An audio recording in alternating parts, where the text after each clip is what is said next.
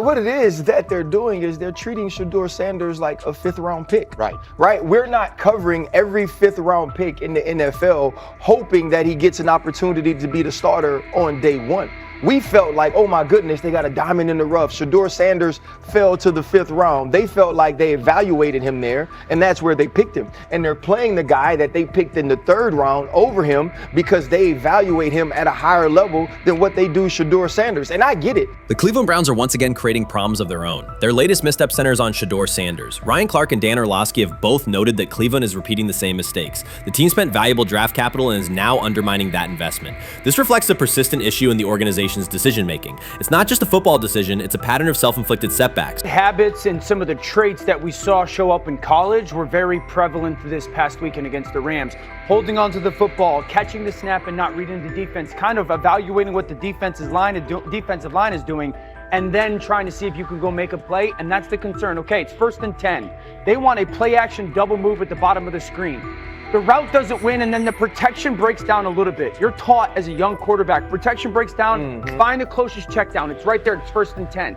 He gets to like the 4th part of the... The Cleveland Browns have long carried a reputation for instability. Even when it appears they are turning a corner, the organization finds a way to create new problems. Momentum gives way to questionable decisions and progress stalls. The latest situation centers on Shedeur Sanders. It highlights recurring issues in leadership, planning, and execution. Instead of establishing a clear path forward, Cleveland risks undermining its own investment. There's a lot of players who feel like they should have been picked at a certain spot, should have been viewed in a certain way. But when you get on these teams, it's about developing the team, not doing what's individually best for a certain player. And that's what Kevin Stefanski has to do. And I get it. We want to say all the reasons why what's happening to him isn't right.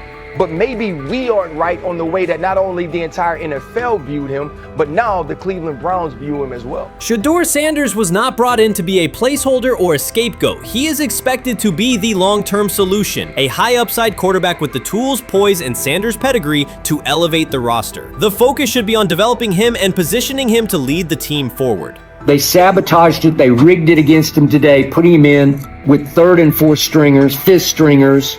You got no shot at quarterback. They threw him in because they didn't want him to make any more splash and put any more heat on Stefanski. It's a desperate, dangerous situation in which he's got no shot, man. He's throwing to Sal freaking Cannella. What? But he got sacked 5 times because he's hanging on the ball trying to make a play, and nobody can separate. Then it comes down to a couple of minutes are left, and Shedeur tries to go on the field, and Stefanski puts Tyler Huntley in place of him. Excruciating to watch. Shedeur Sanders brings accuracy at all levels, steady leadership, and the kind of composure that comes from handling pressure. Fans were energized, and the league was paying attention. For once, Cleveland had a credible source of hope at quarterback, then the familiar pattern returned. Instead of committing to a clear development plan, first-team reps, stable direction, and a defined timeline, the Browns introduced uncertainty and slowed his progress. Rather than building around him and giving Shedeur a direct path to lead, they split priorities and sent mixed signals. The result is momentum stalled at the very point it should be accelerating.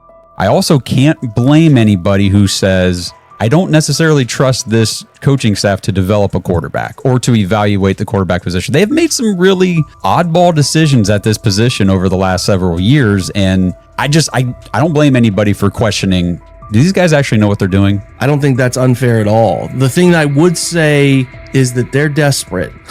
They're very desperate. Like the entire organization is desperate. And if you really think they're going back to the coaches' offices and all getting around the table after session. This wasn't about scheme or play design. It was a pattern of mismanaging a young quarterback. From the start, the signs were clear. Shedeur Sanders arrived at camp without priority first-team reps or the confidence-building snaps a rookie need. Instead of a defined development plan, he was asked to compete from behind, treated like a depth option rather than a long-term starter. The message was, earn it later rather than build it now. When game action came, he was put on the field with limited preparation. Protection was inconsistent, and the play calling did little to ease his transition, more a stress test than a structured debut. The approach emphasized survival over progression, creating conditions where mistakes were likely and growth was harder to achieve. Analysts Ryan Clark and Dan Orlovsky highlighted the same points. The issues reflected organizational organizational choices, not a shortfall in Sanders' ability. This was not a rookie collapsing under pressure. It was a franchise failing to provide the support, reps, and clarity required for a first-year quarterback to succeed. Shedeur moves slowly, kind of trying to see what's going on, and then that creates that sack fumble. So a lot of the stuff that we just saw in college is a big deal. This ball gets snapped at the 48-yard line. Defense has won the rep. Play is dead. Throw the ball away. Yep. It's first down. But instead we run and it's a 2.5, 3-yard loss. So instead of being 2nd and 10, we're 2nd and 13. We're dead. Again, here's the opportunity to throw the juke route. Hold, scramble. So some of those things that I was and others were concerned about on the college tape showed itself again. This is not the end of the world, though. This is part of his development. Cleveland managed to take a highly promising rookie and within weeks put him in a position where he looked unprepared. Ryan Clark called out the core issue. A first-year quarterback cannot succeed without protection, clear situations, and a controlled environment. Dan Orlovsky added that when a young quarterback isn't given structure, support, or coherent schemes, you're not evaluating ability, you're manufacturing failure. That's what happened to Shedeur Sanders. Browns fans weren't just disappointed with the results, they were alarmed by the process. This is a fan base familiar with quarterback missteps, yet even they recognize the pattern. A talented prospect subjected to poor planning and inconsistent guidance. After one preseason setback, the conversation shifted toward maybe Shedeur isn't ready instead of examining coaching, play design, and preparation. The reality is clear. The question isn't whether Sanders is ready, it's whether the Browns were prepared to develop and support him. Well, that would be a nice exit strategy because he would come up as doing Shedeur a favor. Like one's got to go, right? One's got to go, T, to clear this thing up. At some point, but I'm sorry, I know they don't care. If they were to trade Shedeur Sanders now after that preseason performance and he would go on to be good. The organization has cycled through quarterbacks for years, and the pattern is unchanged. Blame the player, protect the system, and repeat the same mistakes. Fans are split. Some argue Shedeur Sanders needs time and support, while others treat one rough outing as proof he isn't the answer. That division hides the real problem, the Browns' process. This isn't Shedeur failing, it's the team failing Shedeur. Across the league, successful teams create clear development paths. Kansas City brought Patrick Mahomes along behind a veteran and tailored the offense before handing him the job. Houston committed to CJ Stroud, built around his strengths, and let him grow with consistent direction. Smart teams invest, protect, and show belief.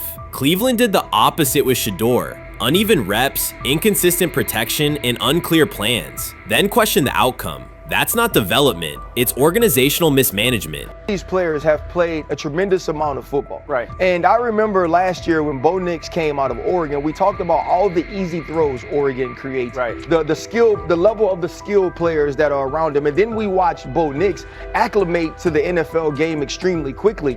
I see a lot of those same traits in Dillon Gabriel. He gets the football out of his hands. He takes the throw that's available to him. He plays on time. And part of whether or not you get an opportunity to get on the field is the people that you're competing against. And I don't mean this in any disrespectful way to Shedeur, because I'm not only a fan, it's somebody I want to see succeed. The Browns will likely present this as part of a deliberate development plan, tough standards, resilience building, and testing a rookie under pressure. In practice, it isn't development, it's a damaging approach that undercuts growth. The organization has not shown a consistent model for nurturing young talent, and Ryan Clark and Dan Orlovsky highlighted that publicly. After Shedeur Sanders stumbled in a preseason game, the reaction was immediate. Headlines, polarized fan takes, and sweeping conclusions about his readiness. The front office offered little acknowledgement of the conditions he was placed in.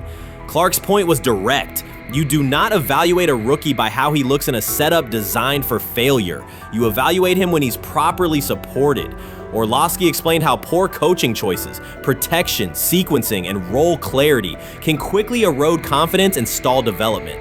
The issue was not Sanders' ability, it was Cleveland's process, which appeared disorganized and unprofessional for an NFL operation. The 2025 NFL Draft was expected to be Shedeur Sanders' moment. Many projected him as a top 10 talent and a headline quarterback in one of the most discussed college football storylines in years. Instead of walking across the stage on the first night, he waited through 3 days without a call. There was no celebration, only silence. When the phone finally rang at pick no. 144 in the 5th round, it was the Cleveland Browns. With that selection, the financial outlook changed dramatically. The Sanders family believes this was not a typical draft slide, but the result of coordinated action. They are pursuing a $100 million lawsuit alleging collusion across parts of the league.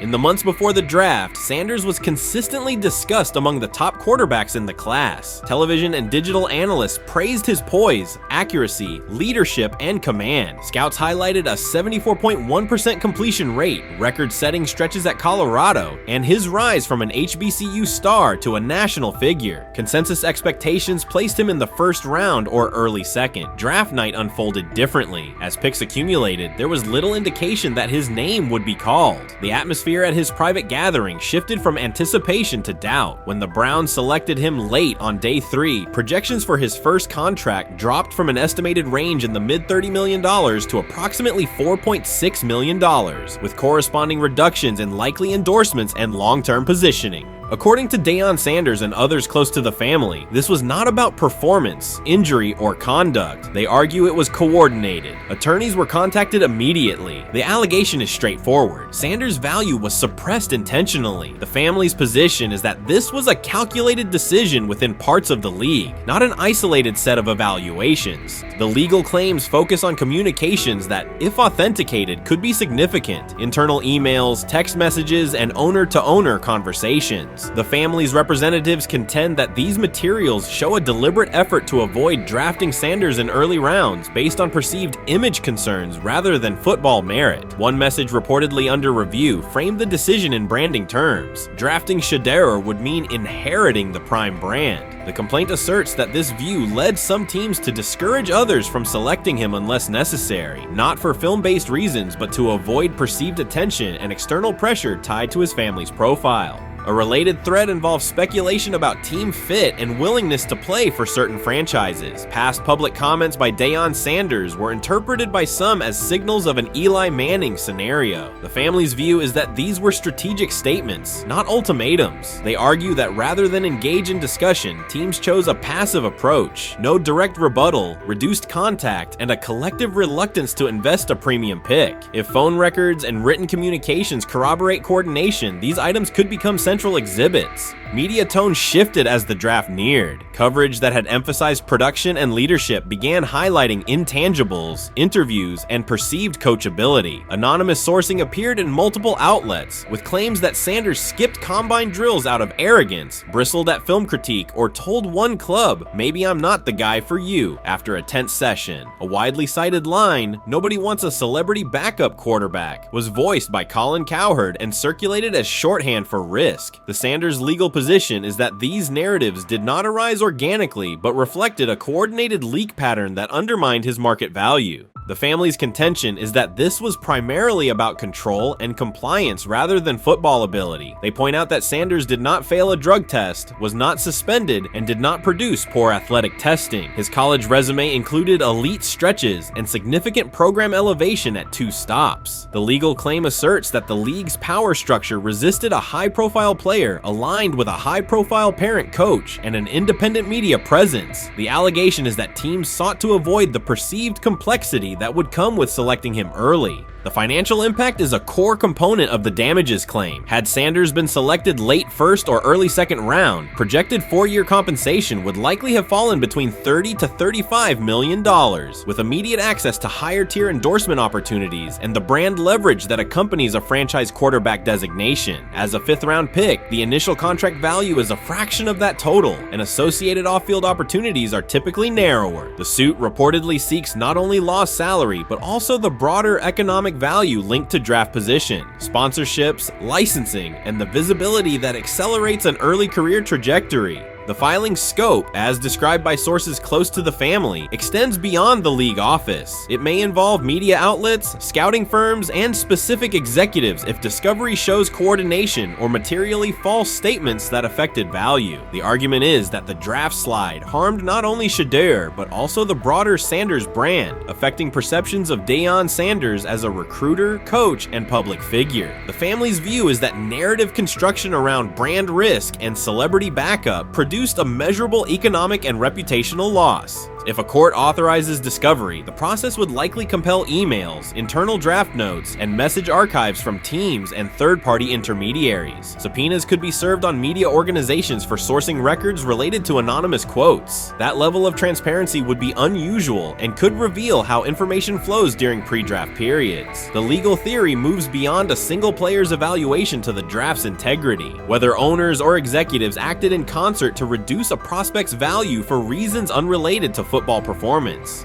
The league has not publicly addressed these specific allegations. Background comments from executives characterize the claims as overreach. The family's camp maintains they have documentation sufficient to proceed. The comparison points referenced by observers include Deflategate, Spygate, and the Colin Kaepernick grievance, not because the facts are the same, but because of the potential scope, policies, practices, and the balance of power between the league and individuals challenging its processes. Another dimension of the dispute involves how the NFL perceives Deion Sanders, Coach Prime, and the autonomy he promotes. He built a large media footprint around his programs at Jackson State and Colorado, elevated his players' profiles, and spoke openly about fit and leverage. The family contends that this visibility, combined with statements about preferred destinations, triggered resistance. The complaint frames the response as a preference for compliance and predictability over independent branding and public negotiation. The suit also addresses the pre-draft decisions that critics point to: skipping the Senior Bowl, declining full workouts at the NFL Scouting Combine, and candid interviews about team fits. The family characterizes these as strategic choices commonly made by top prospects, not evidence of entitlement. Their view is that similar decisions by other players did not produce the same narrative because those players fit more comfortably within league expectations. The risk calculus is clear. Bringing a suit of this magnitude invites professional consequences. The family acknowledges that some within the league may react negatively. Their position is that the principle at stake, transparent and fair valuation, warrants the risk. The message they intend to send is that manufactured narratives and coordinated devaluation should face scrutiny, particularly when they affect earnings, opportunity, and reputation. If the case advances, several outcomes are possible. The court could find insufficient evidence of coordination, limiting the scope to individual judgments protected as opinion. It could also find enough to proceed to broader discovery, which would have implications beyond one player, including potential changes to how teams document evaluations and how media handle anonymous sourcing close to the draft. Agents might push for reforms, including clearer guardrails around leaks and standardized prospect communication records. For now, Sanders is working within the Browns structure. He has avoided public escalation beyond confirming focus on preparation and development. The lawsuit is a separate track managed by counsel. This dual approach, professional routine on the field and legal action off it, reflects the family's strategy. They intend to contest the process they believe harmed him while meeting club expectations day to day.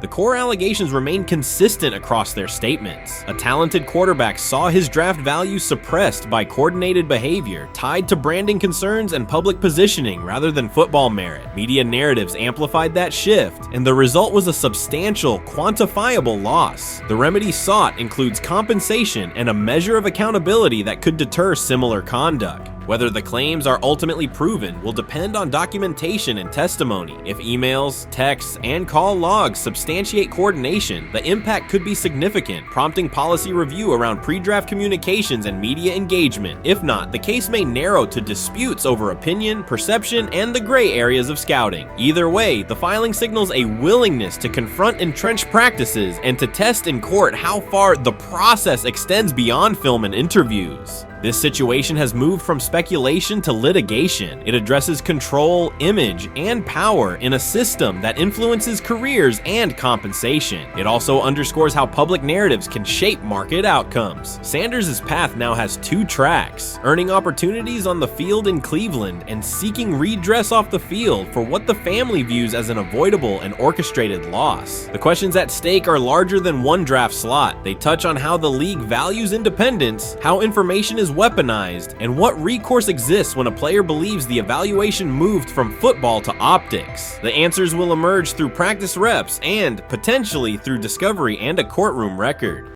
Sometime last week, and then, and I just tweeted that out again this morning, and then today, the Joe Flacco one got posted. So running through this, and then of course we'll still have Dylan will be next, and then Shedeur will come last. As training camp nears, Mary Kay Cabot is providing straightforward analysis of the Cleveland Browns quarterback competition. The starter has not been named, but she has moved away from her earlier skepticism of Shedeur Sanders and now acknowledges his talent and potential. Cabot explained that if Joe Flacco is chosen to start week 1, it will mean he is the most prepared to play immediately. This approach would also give younger quarterbacks such as Kenny Pickett time to adjust, refine their skills, and maximize their potential while Flacco handles the early workload. She added that a Flacco start would not prevent Sanders from earning the position later in the season. The depth chart remains flexible, and Sanders' continued development could put him in line for an opportunity as circumstances evolve. Cabot also noted that Pickett could win the job for week 1, but he must demonstrate he can integrate smoothly with the offense and perform reliably under pressure. The Browns want a leader who can control the huddle, execute plays efficiently, and maintain composure. Pickett's performances in upcoming practices and preseason games will be critical in determining whether he secures the starting role or Sanders ultimately takes the reins as the season progresses. Things like that. It doesn't mean that that Kenny can't swoop in there and steal that job by them, but he's really going to have to show that he has a complete mastery of this scheme and this system, and that they don't have to dial it back a lot to put him in there. So these will be some considerations, and I do think that that as the preseason goes along, it will become evident. Mary Kay Cabot recently stated that Shedeur Sanders is ready, and the Cleveland Browns are monitoring him closely. After a strong showing during organized team activities and minicamp, Sanders has made notable strides in his development. With continued progress, he is expected to return to the field prepared to contribute meaningfully. The Browns coaching staff is tracking his growth, and anticipation about his long-term role is increasing. Cabot added that if Sanders maintains this trajectory and continues to demonstrate poise within the team, he will have a legitimate chance to earn the starting quarterback job. Each practice rep strengthens his case, reinforcing the possibility that his development could benefit both the player and the organization. As Sanders impresses, discussion about his future in Cleveland becomes more compelling. Cabot also emphasized Sanders' advanced understanding of the offense. She noted that his football IQ appears in every drill and that he seems ready to execute the Browns system at full speed. His ability to process defenses quickly and make decisive reads distinguishes him from his peers. With the appropriate opportunity, Cabot believes Sanders could become a genuine difference maker for the Browns. One area Cabot highlighted is Sanders' command of pre-snap adjustments. His capacity to diagnose defensive fronts and communicate changes gives him an edge and reflects high football intelligence. If he translates those reads into consistent connections with his playmakers, he could elevate the Browns' offense significantly. By comparison, Cabot said quarterback Dillon Gabriel is still refining his grasp of complex terminology and play calling. While Gabriel possesses upside, Sanders' comfort with intricate concepts and his ability to manage tight pockets under pressure give him a clear advantage at this stage. Gabriel must sharpen those elements to compete at Sanders' level. Cabot previously reported that Sanders had already earned first-team practice snaps ahead of Gabriel. Her latest update confirms that Sanders is now approved as the Browns' starting quarterback, solidifying the organization's commitment to him as QB1. Expectations are high, and his response to the challenge will be closely watched throughout training camp and preseason. Cabot further noted that head coach Kevin Stefanski authorized Sanders to take expanded first-team reps beginning next month. This milestone underscores Sanders' readiness and the coaching staff's confidence in his progress. As the regular season approaches, Sanders aims to cement his status as the starter, and the competition for that position is intensified. Though Sanders leads the race, Kenny Pickett remains in contention. Cabot stressed that Pickett must prove he can integrate seamlessly with the offense and perform consistently under pressure. His performance over the next several weeks will determine whether he can challenge Sanders for the starting role.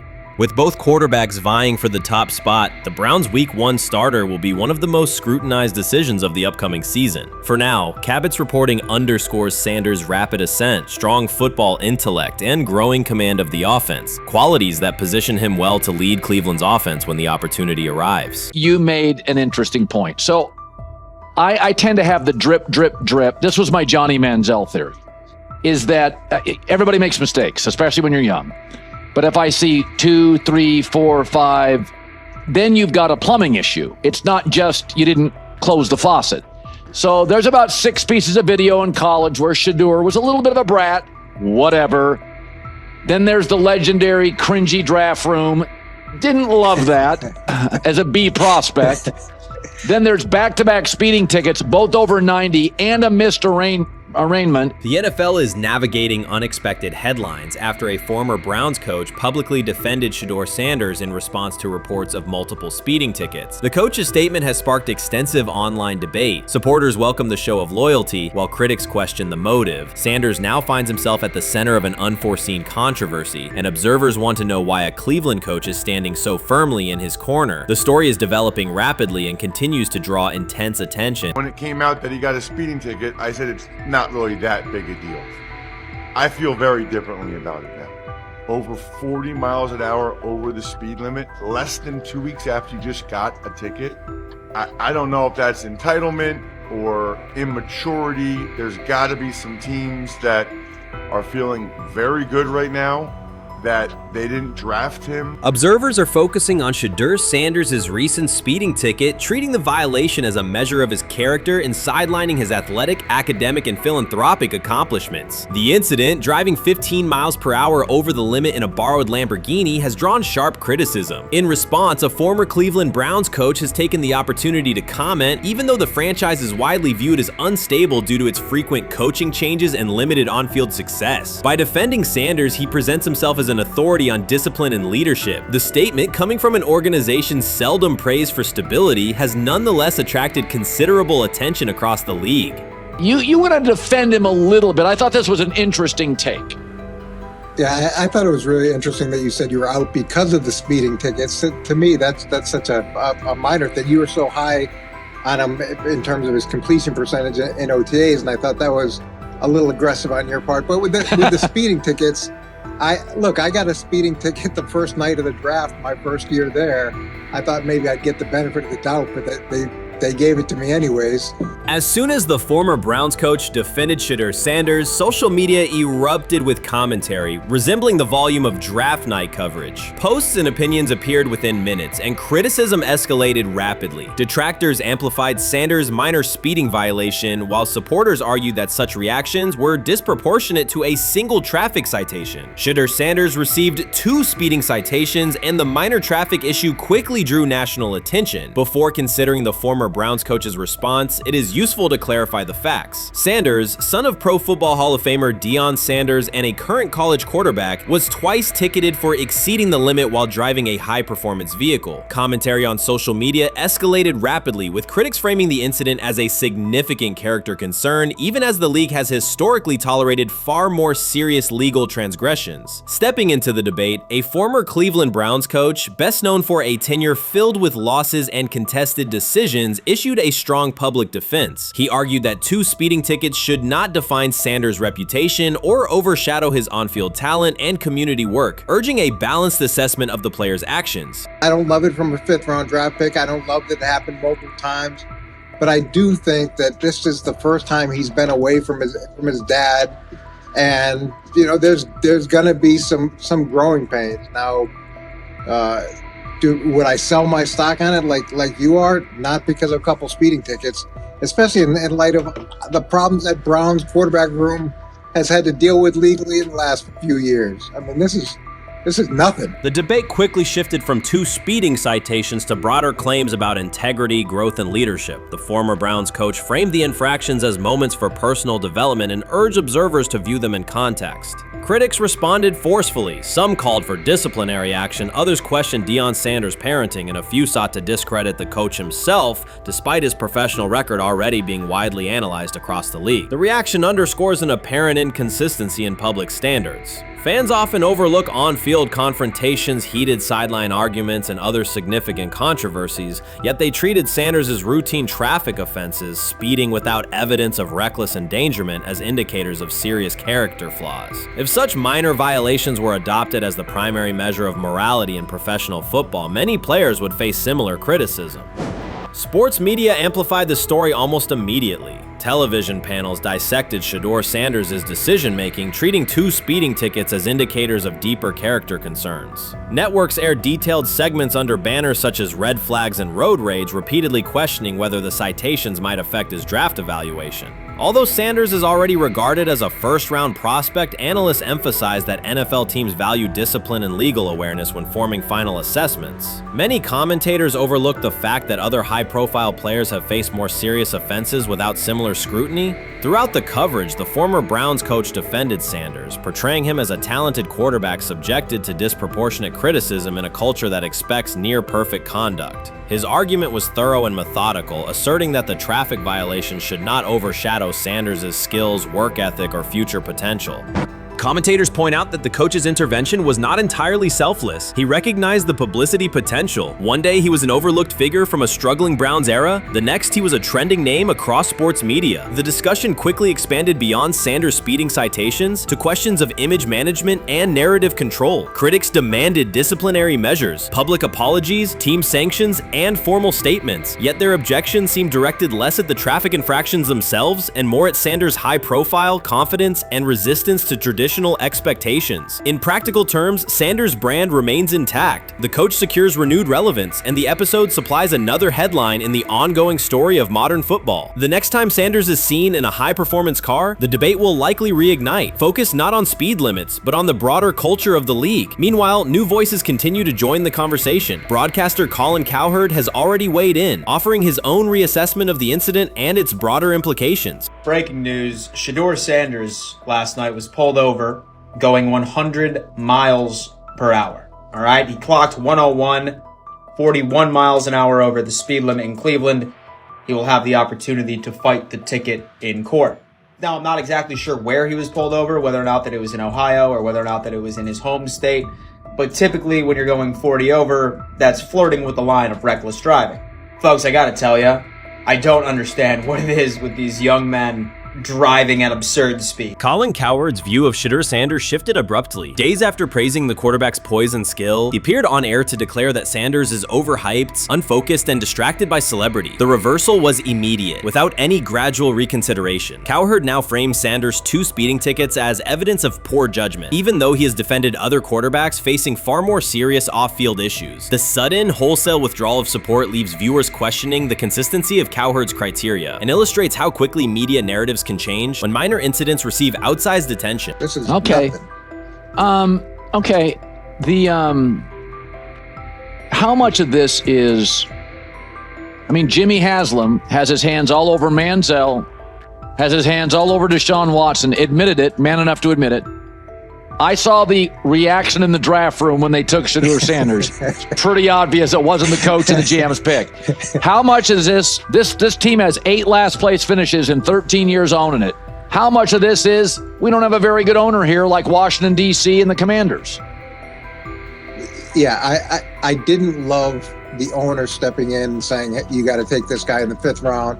And I doubt they'll ever admit to it. While Colin Cowherd urged teams to move on from Shedeur Sanders, former Browns coach Eric Mangini offered a more measured response. Mangini, whose tenure in Cleveland was marked by mixed results, used his platform to provide context rather than condemnation. Instead of sensationalizing the speeding violations, he encouraged viewers to consider Sanders' circumstances. A 21-year-old quarterback whose life is scrutinized both on and off the field. Mangini acknowledged that the tickets were mistakes, but emphasized that they do not by themselves define Sanders' character or future. He noted the extraordinary attention athletes received today, combining the responsibilities of quarterback, public figure, and social media presence. Under such pressure, missteps are magnified, and criticism multiplies quickly. Mangini concluded that any evaluation of Sanders should weigh the totality of his behavior, performance, and growth, rather than isolate 2 traffic citations as decisive evidence of poor judgment. Shedeur Sanders doesn't ask for excuses. He hasn't blamed limited reps, patched together receiver groups, or fourth-string offensive linemen struggling against Cleveland's second-team defense. He shows up, works, and demonstrates why he belongs. On day 3 of Brown's training camp, for the first time since OTAs, he finally received something close to a fair opportunity. He lined up with the second unit during an 11-on-11 period and made the most of it. In 8 plays, he did what he typically does when given a chance. He executed. He went 2 for 2 on a quick series, finishing with a decisive throw to tight end Blake Whiteheart that immediately caught the sideline's attention. There was no hesitation in his drop, no unsettled feet, and no panic. Just firm, accurate timing and clean operation. It raised an obvious question. What has taken so long for the Browns to evaluate him with a functional group? The story isn't only about one throw, it's about the delay before it. Sanders has been the guy for most of his football life, commanding high school programs, starring in the Southwestern Athletic Conference at Jackson State, then operating under national attention at Colorado. For the first time, he's been told to wait. He has treated that reality as part of the job rather than a setback. He has prepared like a professional since the moment he arrived, and on the 3rd day of camp in heavy heat, he let the football represent his case. While coverage focused on the veteran presence of Kenny Pickett and Joe Flacco, Sanders made an impression with minimal volume. The difference with the second team was immediate. Protection held up, routes were on schedule, and progressions unfolded as designed. Within that structure, he looked like the quarterback who led efficient offenses at Jackson State and Colorado. Calm in the pocket, decisive in his reads, and accurate to tight windows. This was not simply a good practice period, it was a clear statement. He was not just operating the script, he was directing it. The timing was sharp, the reads were clean, and the seam throw to Whiteheart was a high-level anticipation throw, professional in placement and pace. The narrative around Sanders should reflect that when he is placed in a workable situation, his strengths are visible. Early work with 4th unit personnel included protection issues and unreliable spacing. With the 2nd unit, those variables stabilized and his work looked consistent with his resume. The performance supported a straightforward conclusion. The evaluation should move forward with higher quality reps. Sanders has been explicit about his approach. He does not request special treatment. He intends to be prepared so that when an opportunity appears, he can step in without a drop-off. He has said he wants to be ready for anything and not offer explanations after the fact. That mindset fits what teammates and coaches have observed. A quarterback focused on the assignment, not the conversation around it.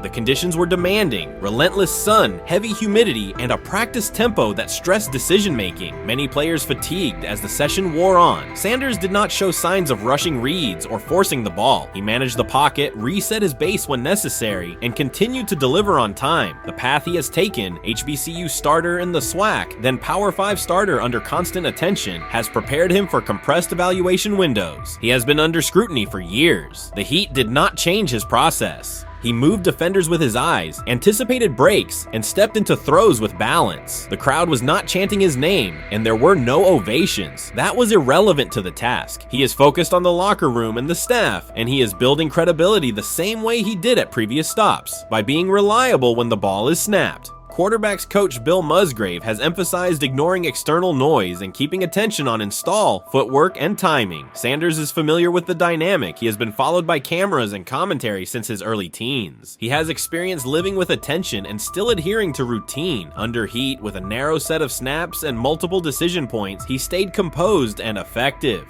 2 speeding citations, 91 miles per hour in Brunswick and 101 miles per hour in Strongsville, became national items. General Manager Andrew Berry characterized the decisions as not smart and stressed that it's not only about driving fast, but about the safety of others. Sanders accepted responsibility, stated that he learned from the incidents, and said he would follow the rules. The attention to those citations did not alter his daily schedule or his practice preparation. He arrived early, stayed engaged, and kept the discussion centered on work.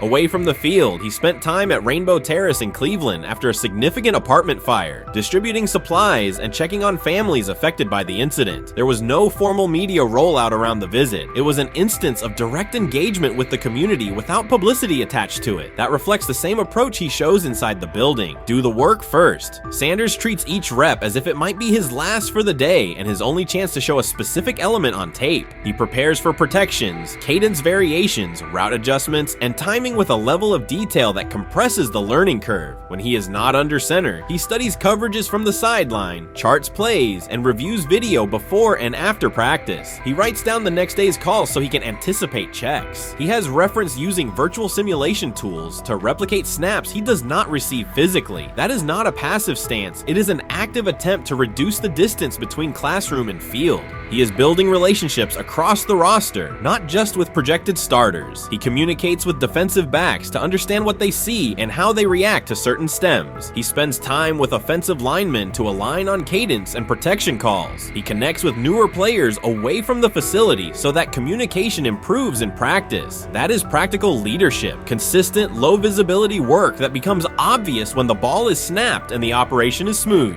3 days into camp, a central question remains. Why hasn't he taken a first-team rep? Flacco has seen work. Pickett has seen work. Dylan Gabriel has been cycled in. Sanders has remained behind all three on the depth chart while producing efficient periods when provided stable support. Head coach Kevin Stefanski has not publicly detailed the plan for distributing first-team snaps among the quarterbacks. When asked, Sanders answered that it is not his place to comment on rotation decisions. That response aligns with his day-to-day conduct, respectful, professional, and centered on the next assignment. The staff is managing a room with a Super Bowl MVP, a former first-round pick, multiple rookies, and a new set of combinations on the offensive line. That creates a set of decisions about exposure, pacing, and evaluation windows. Within that context, Sanders has presented a clear case for additional evaluation. He has shown he can execute the offense as designed when the variables are standard. Musgrave has a long-standing connection with the Sanders family through his time as a teammate of Deion Sanders in San Francisco. That familiarity supports direct communication. It does not guarantee anything about the depth chart, but it does help streamline teaching, feedback, and expectation setting. Inside the defensive back room, veterans such as Denzel Ward have provided perspective on timing, leverage, and eye discipline that Sanders has incorporated into his preparation. He is operating without the immediate family structure that defined his college environment. Away from his brother Shiloh and his father Deion, he is managing his own housing, nutrition, recovery schedule, and all the smaller tasks that accompany an NFL routine. Those adjustments matter because they influence consistency across a long camp. He has treated those responsibilities as part of the job rather than distractions, which is reflected in a steady daily approach. What he showed on day 3 with the second unit was not a surprise to those who have tracked his prior work. It was a continuation of a profile, efficient sequencing, clear timing, and consistent ball placement when protections and routes hold up.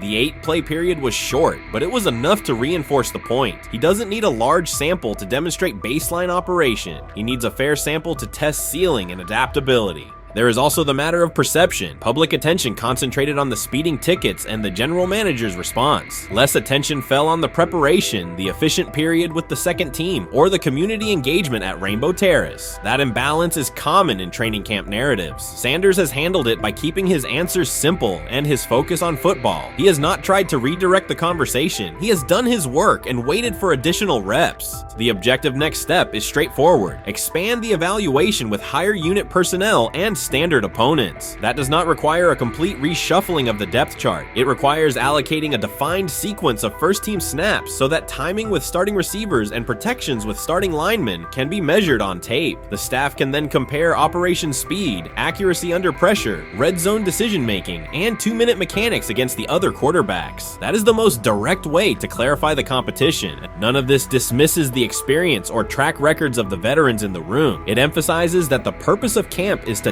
test assumptions with current performance. Sanders has provided enough evidence with the second unit to justify a broader look. He has shown that the pace of his feet matches the pace of his eyes, that he can hold safeties with his shoulders, and that he can drive intermediate throws without float. He has also shown discipline to take the clean completion rather than force the vertical shot when leverage dictates otherwise. Every day, he has addressed the controllable items, meetings, note-taking, install recall, cadence management, and post-practice review. He has not asked for public guarantees. He has asked for an opportunity to compete on comparable terms. The 8-play sequence with the second unit was a small but clear example of what he can do when those terms exist. The staff's communications have been measured. Stefanski has not laid out a schedule for first-team rotations publicly. Barry addressed the speeding incidents directly and emphasized standards for decision-making off the field. Sanders accepted the criticism, adjusted his behavior, and moved forward. Those are the relevant facts. What remains is a football evaluation that can only only be completed by giving him snaps with the top group and measuring the results. If that evaluation occurs and he performs at the level he showed with the second unit, the conversation will shift from potential to placement. If it does not occur, the question will persist through camp. Why not test the full picture? Sanders has built a case based on preparation, poise, and execution. He has demonstrated leadership by building relationships across the roster. He has shown maturity in handling external issues directly and moving on. He has given the staff reasons, on the field and in the building, to continue the process.